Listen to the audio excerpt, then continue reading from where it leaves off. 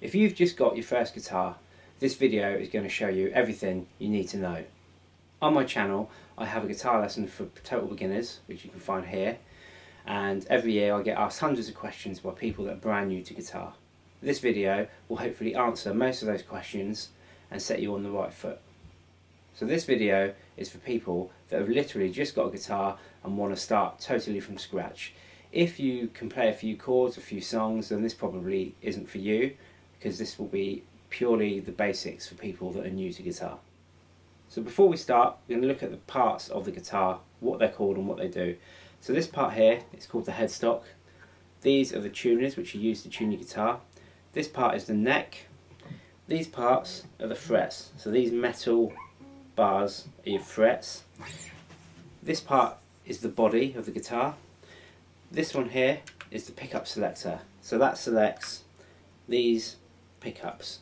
So the pickups have got magnets in which pick up the vibrations of the string, send it through into the lead, which then comes out of the amp. So this one selects which pickup you use. You might have a Strat type guitar where it will be down here as a little switch down here. Then we have the volume and tone controls, which control the volume and the tone. So those are all the parts of the guitar. Now let's have a look at tuning. If your guitar isn't in tune, it's going to sound bad all the time. I really recommend these little tuners that you can clip onto the end of your headstock. You can pick them up for a few pounds or a few dollars, and they will help you to tune your guitar. You can also buy tuner pedals or other plug-in type tuners, and I strongly recommend, if you're just beginning, that you get one of these to keep you in tune. If you haven't got a guitar tuner at the moment, you can tune up to what I'm about to show you. So we have the strings from order of lowest and fattest to thinnest and highest pitch. So low E,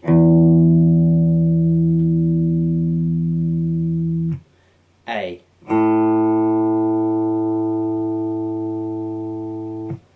D,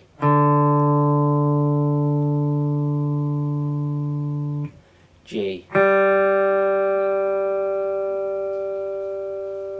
B, and E. So if you're playing your guitar on a strap, you need to have it at a height where your wrist, your left wrist or right wrist if you're playing left-handed, is comfortable. If you've got it too low, you really need to bend your wrist to play it. Whereas if you have it high, your wrist can be flatter and it will be more comfortable for your wrist, and you won't get so many problems with wrist aching. So keep your strap quite high, not so high that it's up around your throat unless you want to, but I would say high enough that you can keep your wrist fairly straight and you don't have to bend it to get to the notes. Next question I get asked is, should I play with a pick or should I just use my fingers? And the answer that I would give is try both and practice with both, because every bit of practice you do will make you a better player. So practice with a pick and practice using your fingers, because you can get totally different sounds and totally different feels from what you're doing with a pick and with your fingers. Another question I always get asked is, my pinky doesn't seem to want to play.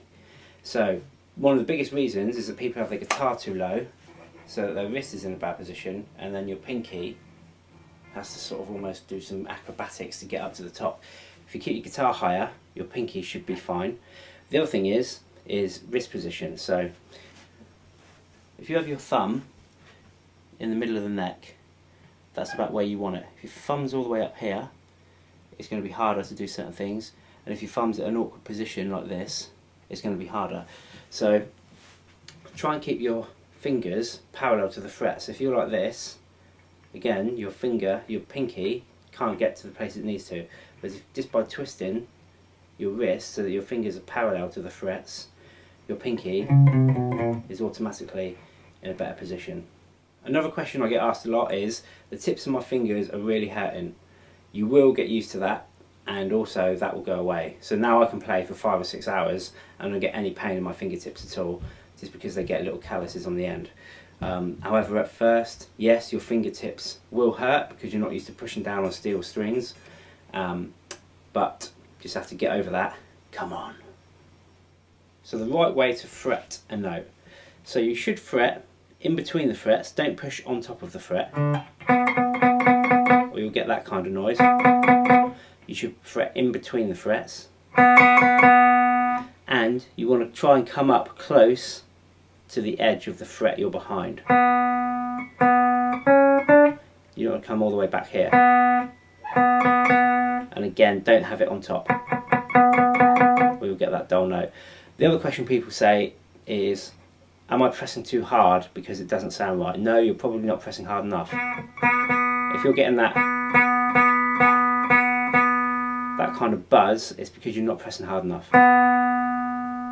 So I know that your fingertips might ache, but you need to get used to pressing hard enough to getting that clear sound. If you're getting that buzz and noise, you need to push harder. So let's look at creating some good habits. So one of the habits you want is to not lift your fingers too high off the fretboard in between notes. For example, if you're playing first finger to little finger, you want the small distance. If you're going like this, that's a bad habit, and the muscle memory is going to set into your head and it will be very hard to change it later. So you want literally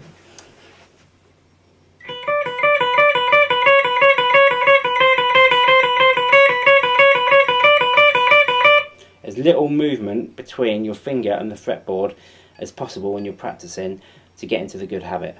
The other habit you want to create is fretting notes accurately with your picking hand and your fretting hand at the same time. I'll show you what I mean. So you want to play, your fretting hand and your pick should hit the string at the same time. If you're going, then that's going to be another hard habit to break. Likewise, you shouldn't be picking before you fret the note, it should be at the same time.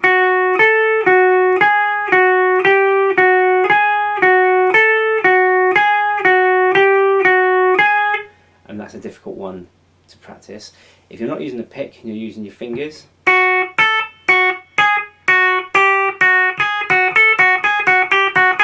should be the same thing. You should pick with your finger at the same time as you lift or push down on the string, and that is the same as going down as well as coming up. So should be the same as. Be aware of any pain. So if you get pain in the tips of your fingers, that's normal and you should get that. If you're getting pain in your wrists, then that's not normal, you shouldn't be getting that. So it might be time to step away from it for a little bit and reanalyse your technique and see where you're going wrong. It could be that you're playing in an awkward position with your wrist. It should be totally relaxed. Another habit to make sure you get into is actually using your little finger. A lot of guitar players get stuck because they're just using these three and they're not using their little finger. Bear in mind that your little finger is 25% of the available fingers, so that's a quarter of your hand. So if you don't use it, you can only be 75% as good as you could be. Another thing to get into a habit of is using alternate picking. Alternate picking simply means up and down.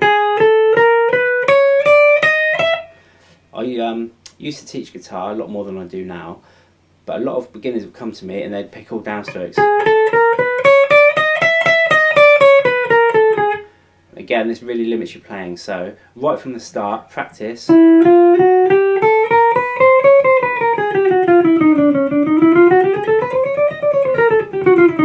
Up and down picking.